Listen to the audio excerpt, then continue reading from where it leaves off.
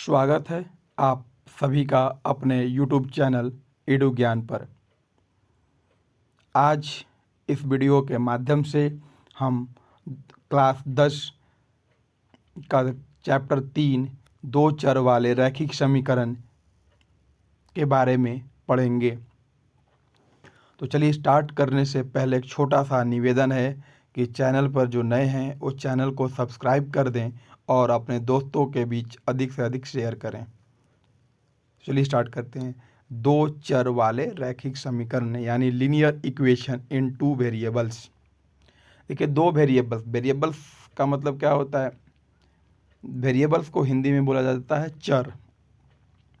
तो कोई भी रैखिक समीकरण जिसमें दो वेरिएबल्स होंगे उसे रैखिक समीकरण का दो चर वाले रैखिक समीकरण कहा जाता है।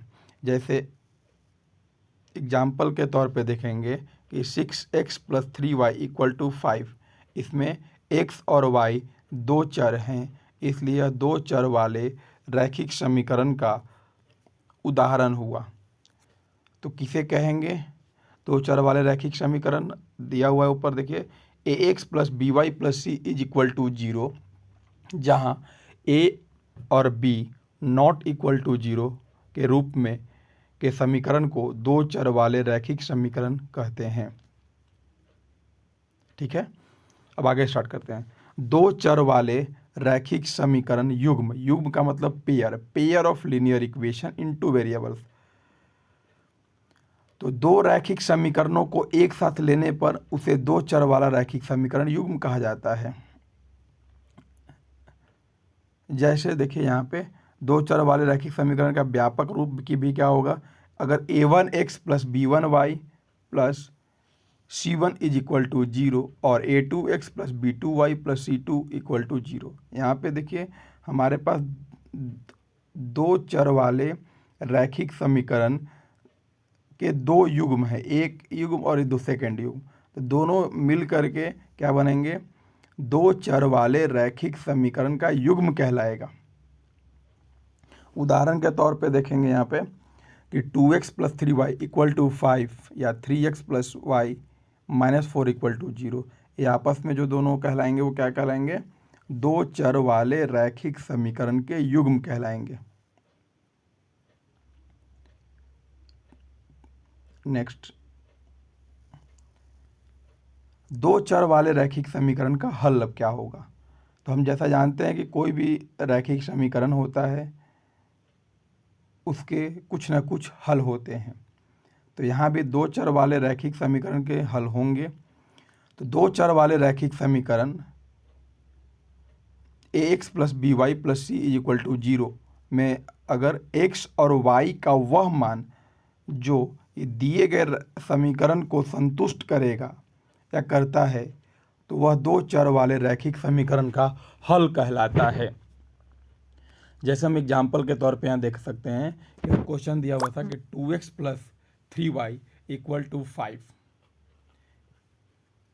यानी हमें इसका सॉल्यूशन निकालना x और y का वैल्यू। तो हमने क्या कहा कि अगर x और y का वह मान जो रैखिक समीकरण को संतुष्ट करता है, तो यहाँ देखिएगा दायां पक्ष और बायां पक्ष यानी LHS और RHS में देखें हम लोग, तो हमारे पास RHS में क्या है? 5 है।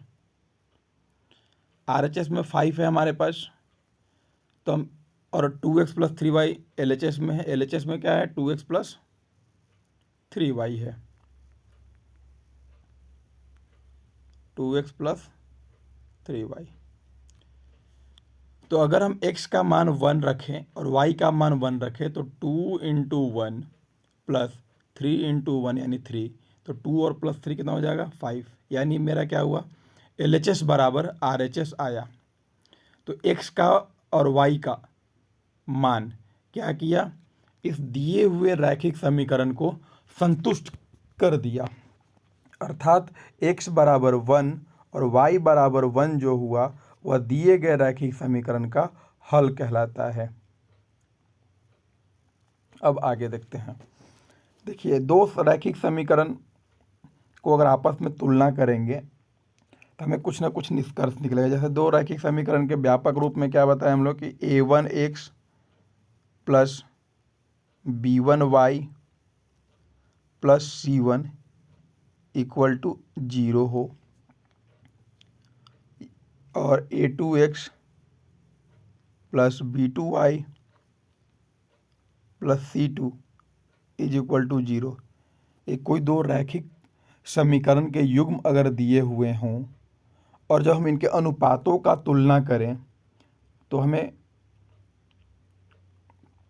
मिलेगा, पहला कंडीशन में अगर a1/a2 not equal to b1/b2, अगर a1/a2 और b1/b2 अगर बराबर नहीं होगा तो उनका जो आलेख जो होगा वह आलेख होते हैं प्रतिच्छेदी रेखाएं कहलाते हैं। अर्थात वे एक दूसरे को एक बिंदु पे काटेंगे यानी प्रतिच्छेद करेंगे। तो वैसे केस में जो रैखिक समीकरण का जो हल निकलेगा वह सिर्फ और सिर्फ एक हल निकलेंगे, यानी अद्वितीय हल होगा या एक हल होगा। और समीकरण का निष्कर्ष क्या कहलाएगा? वो समीकरण संगत समीकरण कहलाते हैं या अविरोधी कहलाते हैं। दूसरे केस में क्या देखेंगे? दूसरे केस में यह भी हो सकता है कि a1/a2 इक्वल टू b1/b2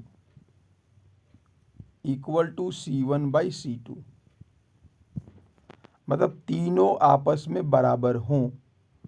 तो वैसी रेखाएं जो होंगी वह समपाती कहलाती हैं या समपाती रेखाएं कहलाती हैं, और वैसे रैखिक समीकरण के एक से अधिक हल होंगे और वे भी संगत कहलाते हैं, लेकिन एक दूसरे पे आश्रित होंगे, एक दूसरे पे आश्रित होंगे।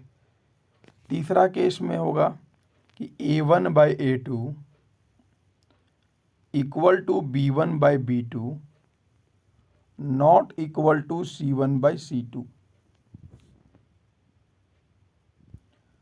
तो वैसे रैखिक समीकरण समानांतर रेखाएं के रूप में प्रदर्शित की जाती हैं, मतलब वे आपस में कभी एक दूसरे को नहीं काटेंगे, और उस केस में इनका कोई हल नहीं होगा, यानी x और y का कोई वैल्यू नहीं निकलेगा और वे आपस में असंगत होंगे या विरोधी कहलाएंगे।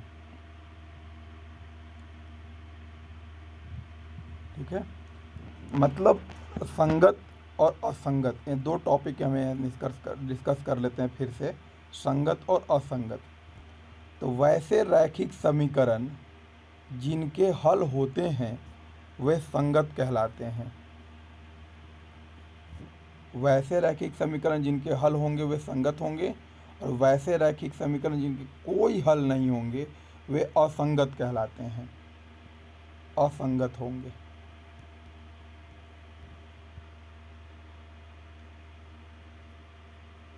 अब नेक्स्ट टॉपिक है दो चर वाले रैखिक समीकरण को हल करने की विधियां। तो दो चर वाले रैखिक समीकरण युग्म को हल करने की दो विधियां होती हैं। पहला आलेखीय विधि और दूसरा बीजगणितीय विधि। तो अभी हम इस वीडियो में सिर्फ और सिर्फ बीजगणितीय विधि के बारे में अध्ययन करेंगे। तो देखते हैं बीजगणितीय विधि के प्रकार कैसे होते हैं। तो बीजगणितीय विधि के दो प्रकार होते हैं, एक प्रतिस्थापन विधि और दूसरा उपसर्जन या विलोपन विधि। देखते हैं प्रतिस्थापन विधि। एक एग्जाम्पल ले लिए हम लोग यहाँ पे x + y = 10 और x - y = 2, जिसे हम इक्वेशन 1 और इक्वेशन 2 कंसीडर कर लिए हैं। तो प्रतिस्थापन विधि में क्या होता है कि हमें x या y का मान किसी पहले या दूसरे समीकरण में रखना होता है। तो चलिए स्टार्ट करते हैं। हम लोग यहाँ चल रहे हैं समीकरण फर्स्ट से। समीकरण फर्स्ट से स्टार्ट किए। समीकरण फर्स्ट क्या दिया हुआ था हमारे पास? x + y = 10। तो हम क्या किए यहाँ से y को राइट साइड में भेजेंगे तो हमें मिलेगा x का value 10 minus y, 10 minus y. X मतलब समीकरण फर्स्ट से क्या मिला हमें, x बराबर 10 माइनस वाई। अब इसी वैल्यू को हम दूसरे समीकरण में रखेंगे तो y का मान दूसरे समीकरण में रखने पर, दूसरा समीकरण क्या था हमारे पास, x minus y equal to 2। X का वैल्यू क्या डालना था, 10 minus y, 10 minus y equal to 2। Y और वाई आपस में ऐड हो जाएगा तो हो जाएगा ये 2y इक्वल टू 2। 10 जब राइट साइड जाएगा तो हो जाएगा -10। तो -2y इक्वल टू 2 में से 10 जब सब्ट्रैक्ट करोगे आपका आंसर आएगा -8। तो माइनस से माइनस कैंसिल, हमारे पास मिला 2y इक्वल टू 8, यानी 2y इक्वल टू 8। तो 2 से 8 कट जाएगा 4 टाइम्स में, यानी हमें y का वैल्यू क्या मिलेगा, y बराबर 4, y बराबर 4। अब इसी y का मान समीकरण फर्स्ट में रख दें तो हमें x का मान मिल जाएगा।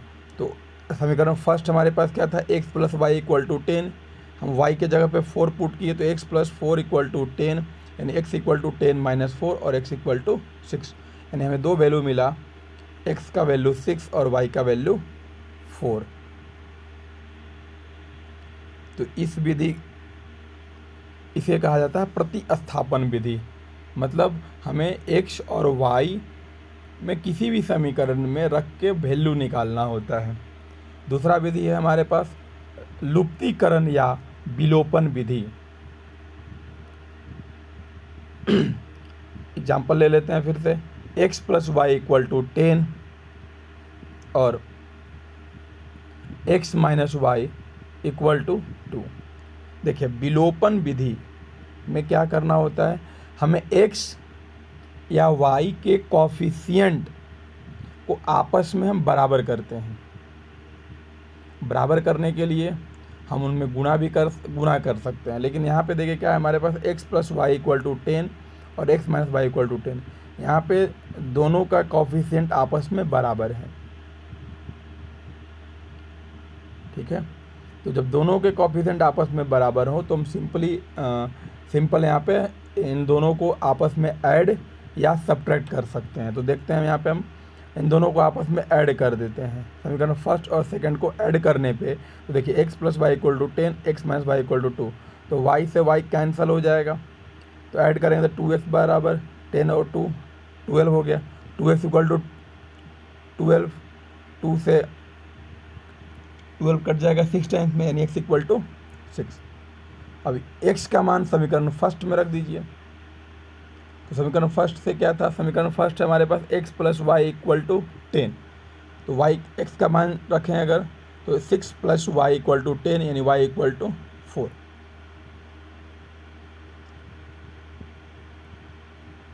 यह विधि कहलाता है विलोपन विधि। अब चलिए कुछ क्वेश्चन देख लेते हैं। दो चर वाले रैखिक समीकरण का MCQ प्रश्न है हमारे पास। यदि x इक्वल टू a और y इक्वल टू b समीकरण x minus y equal to 2 तथा x plus y equal to 4 के हल हो तो a और b के मान क्रमशः होंगे। आपके पास ऑप्शन है, ऑप्शन A 3 और 5, ऑप्शन B 3 और 6, ऑप्शन C 3 और 1 और ऑप्शन D 1 और -3। चलिए देखते हैं। हमारे पास इक्वेशन क्या है, x minus y equal to 2 और x plus y equal to 4। देखो यहाँ से क्या है, x और y दोनों के कॉफिशिएंट आपस में बराबर हैं। तो हमने क्या बताया, जब दोनों के कॉफिशिएंट आपस में बराबर होते हैं तो हम सिंपली जोड़ या घटा सकते हैं दोनों को। तो देखिए हमें जोड़ने पे क्या मिलेगा, अगर दोनों इक्वेशन को आपस में जोड़ें तो y से y कैंसिल हो जाएगा, यानी हमारे पास निकलेगा 2x इक्वल टू 4 और 2 हो गया 6, तो 2 से 6 कट जाएगा 3 टाइम्स में, यानी x इक्वल टू 3। अब हम समीकरण फर्स्ट में अगर हम x का मान रख देते हैं, तो समीकरण फर्स्ट क्या था हमारे पास, x minus y equal to 2। तो समीकरण फर्स्ट में अगर 2 minus y equal to, sorry x का मान 3 है ना हमारे पास, x का मान 3 है, तो हम 3 रखेंगे पहला इक्वेशन में। तो 3 माइनस वाई इक्वल टू 2। तो फिर क्या हो जाएगा, इस 3 को हम उस राइट साइड ले जाएंगे, तो minus y equal to 2 minus 3। 2 minus 3 कितना हो गया, -1, यानी माइनस वाई इक्वल टू -1। तो वाई से वाई कैंसिल कर दोगे, क्या मिलेगा हमें, वाई का वैल्यू 1। तो हमें क्या मिला दो वैल्यू मिले, एक्स का वैल्यू मिला 3 और वाई का वैल्यू मिला 1। तो इसमें क्या था, ए और बी के मान निकालने थे, यानी एक्स के जगह पे ए रखना है और वाई के जगह पे बी। तो एक्स के जगह पे ए रखोगे तो ये ए का मान हो जाएगा और ये बी का मान होगा, यानी ए का मान 3 और बी का मान 1। तो ऑप्शन सी। ठीक है, नेक्स्ट क्वेश्चन देखते हैं हम लोग। के किस मान के लिए समीकरण 3x minus y minus 5 equal to 0 and 6x minus 2y minus k equal to 0 का कोई हल नहीं होगा। तो देखो कोई हल के लिए हमने क्या बताया था कि a1/a2 equal to b1/b2 not equal to c1/c2 होगा। a1/a2 equal to b1/b2 not equal to c1/c2 अगर होते हैं तो वैसे रैखिक समीकरण के युग्म के कोई हल नहीं होते हैं। तो यहाँ हमें प्रश्न भी पूछ रहा है कि जो दो इक्वेशन दिए गए हैं उनमें कोई हल नहीं होगा। तो जब हम आपस में अगर तुलना करेंगे दोनों इक्वेशन को, तो हमें a1 का वैल्यू मिल जाएगा 3, a2 का मिल जाएगा 6 इक्वल टू b1, यानी b1 मिल जाएगा हमें -1, b2 मिल जाएगा -2 नॉट इक्वल टू c1 मिल जाएगा आपको -5 और c2 मिल जाएगा आपको -k। तो देखिए 3 से 6 आप कट कर दोगे 1/2 बार में हो जाएगा, माइनस से माइनस कटोगे, देखो आपस में बराबर है, यानी a1/a2 और b1/b2 आपस में बराबर है। माइनस से माइनस कट गया। अब देखो a1/a2 equal to b1/b2 not equal to c1/c2, यानी हम इन दोनों में से किसी एक को टर्म ले लें अगर, यानी 1/2 नॉट इक्वल टू 5/k। तो यहाँ से हमें मिल जाएगा value k not equal to 5 2 जा 10।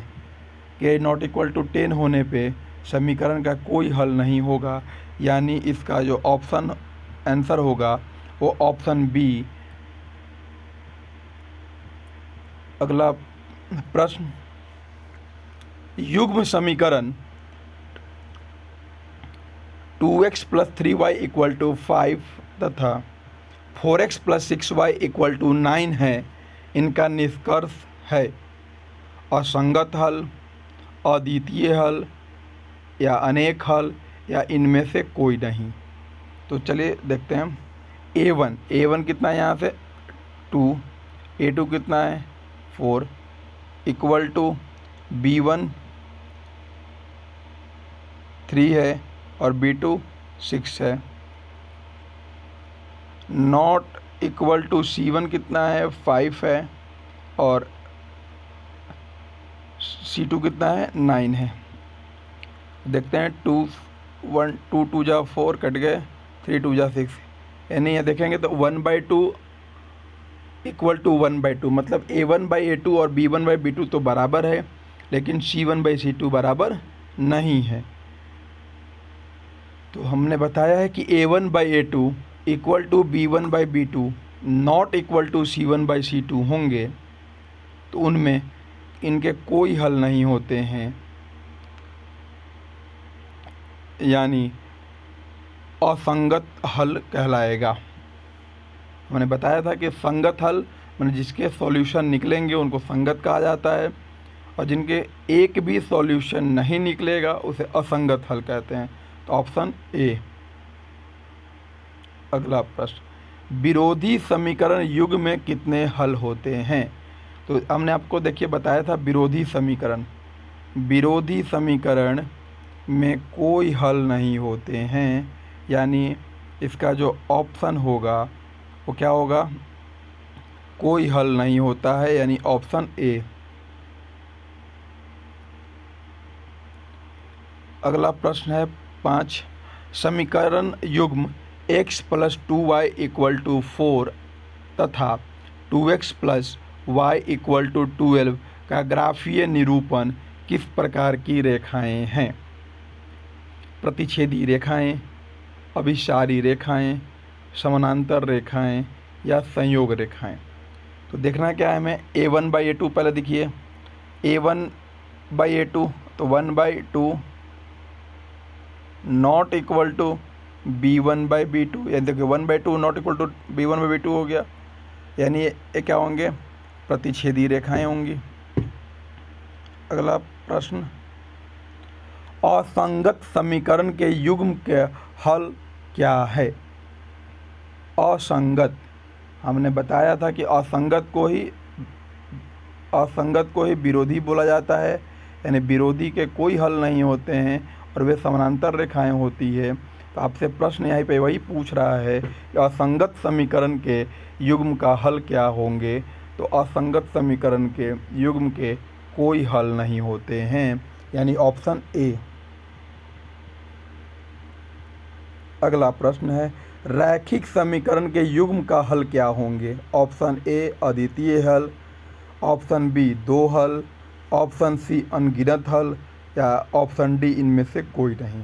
तो देखिए रैखिक समीकरण सपोज मान लो कि आपके पास है 2x + y = 5।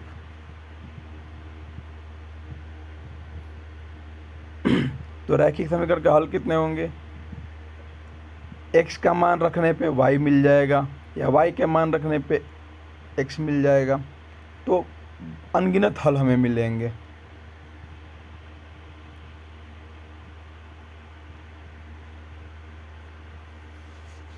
प्रश्न नंबर 8, 2 रैखिक समीकरण a1x + b1y + c1 = 0 और a2x + b2y + c2 = 0 और यदि a1/a2 = b1/b2 not equal to c1/c2 हो तो युग्म होगा, विरोधी होगा, अद्वितीय होगा या संगत होगा या इनमें से कोई नहीं। तो a1/a2 not equal to b1/b2 equal to b1/b2 not equal to c1/c2, तो वैसे युग्म जो होते हैं वे असंगत होते थे और असंगत ही विरोधी कहलाते हैं, यानी ऑप्शन ए इसका सही उत्तर होगा। प्रश्न नंबर 9, एक रैखिक समीकरण का घात होता है। तो रैखिक समीकरण का घात तो हमेशा 1 होता है, ऑप्शन सी हो जाएगा। अगला प्रश्न है, समीकरण x + y = 6 के कितने हल हो सकते हैं? तो देखिए रैखिक समीकरण है, इसमें x का मान रखने पे y मिल जाएगा, y का मान रखने पे x मिलेगा, तो इसके बहुत सारे हल हो सकते हैं, अनंत हल होंगे। प्रश्न नंबर 11, एक रैखिक समीकरण जिसका कोई हल नहीं होता, रैखिक समीकरण क्या कहलाता है? संगत युग्म, असंगत, ए और बी दोनों या इनमें से कोई नहीं। तो रैखिक समीकरण जिनका कोई हल नहीं होगा, यानी कोई हल नहीं होगा, वे असंगत कहलाते हैं, ऑप्शन बी। प्रश्न नंबर 12, यदि 2 चर में एक रैखिक समीकरण 2x + 3y = 6 हो तो x अक्ष और y अक्ष पे या a कहाँ काटते हैं? देखिए आपके पास इक्वेशन है 2x plus 3y equal to 6। तो 2x plus 3y equal to 6। अब पूछ रहा है कि एक्स एक्सिस पे और वाई एक्सिस पे। तो ये सब आपको पता होगा कि अगर एक्स एक्सिस पे काटेगा तो वाई 0 होता है और वाई एक्सिस पे कट करेगा तो एक्स 0 होगा। यानी हम एक्स बराबर और वाई एक्स बराबर 0 और वाई बराबर अगर 0 पुट करें तो हमें आसानी से क्वेश्चन बन जाएगा। तो हम पहले पुट करते हैं एक्स बराबर 0। एक्स बराबर 0 रखने पे क्या मिलेगा, ये तो 0 हो जाएगा पूरा, यानी 3y equal to 6। 3y equal to 6। तो 3 से कट जाएगा 6, कट जाएगा 3 से 2 टाइम्स, यानी y बराबर मिला हमें 0।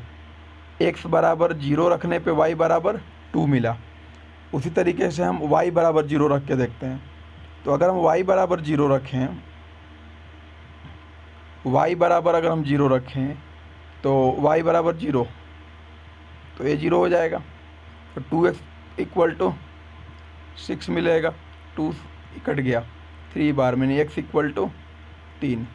तो x का वैल्यू 3 मिला जब y 0 रखें, और y 0 रखने पे हमें x क्या मिला था हमें, x y 0 रखने पे हमें x मिला। फिर से देख लेते हैं, इसको x बराबर 0 रखने पे हमें y का वैल्यू मिला 3y इक्वल टू 6, यानी y का वैल्यू 2। और उसी तरीके से अगर हम y बराबर 0 पुट करें तो हमें मिलेगा 2x इक्वल टू 6, यानी कट जाएगा, यानी x इक्वल टू 3। तो इसका जो उत्तर होगा x इक्वल टू 3 और y equal to 2, x equal to 3 y equal to 2, यानी ऑप्शन ए। अगला प्रश्न है प्रश्न नंबर 13। युग्म समीकरणों 2x plus y equal to 6 और 4x minus 2y equal to 4 का कोई हल नहीं है। एक हल होगा, अद्वितीय हल होगा या अपरिमित हल होंगे। तो देखिए क्या करेंगे, पहले निकालेंगे हम कि a1/a2 b1/b2 और c1/c2 बराबर है कि नहीं है। तो देखिए a1 आपके पास 2 है, a2 आपके पास 4 है, a1/a2 क्या निकला 1/2। अब b1/b2 निकालेंगे तो b1 यहाँ से मिलेगा 1 और b2 मिलेगा हमें -2। तो यहाँ देखिए क्या है, a1/a2 not equal to b1/b2। जब a1/a2 not equal to b1/b2 होता है तो क्या होता है, अद्वितीय हल होते हैं। अगला प्रश्न, दो चर वाले रैखिक समीकरण का व्यापक रूप क्या है। तो दो चर वाले रैखिक समीकरण में हम पहले ही बताएं कि क्या होगा, दो चर होंगे, दो वेरिएबल्स होंगे। तो ऑप्शन में देखिए किस में दो वेरिएबल्स है, ऑप्शन बी में ही मेरे पास दो वेरिएबल्स हैं, यानी उसका उत्तर जो होगा वो ऑप्शन बी होगा। प्रश्न नंबर 15, रैखिक समीकरणों के अद्वितीय युग्म को क्या कहते हैं। अद्वितीय युग्म को क्या कहते हैं, अद्वितीय युग्म कब तक बताए थे कि a1/a2 not equal to b1/b2। तो उन्हें क्या कहते हैं, संगत कहते हैं, मतलब हल तो है, हल है तो संगत है। प्रश्न नंबर 16, समीकरण निष्पत्ति में दिया है कि 5x plus 2y equal to 0 और ax minus 3y equal to 0 के अद्वितीय हल के लिए a का मान क्या होगा। अद्वितीय हल में क्या बताए हैं, a1/a2 not equal to b1/b2।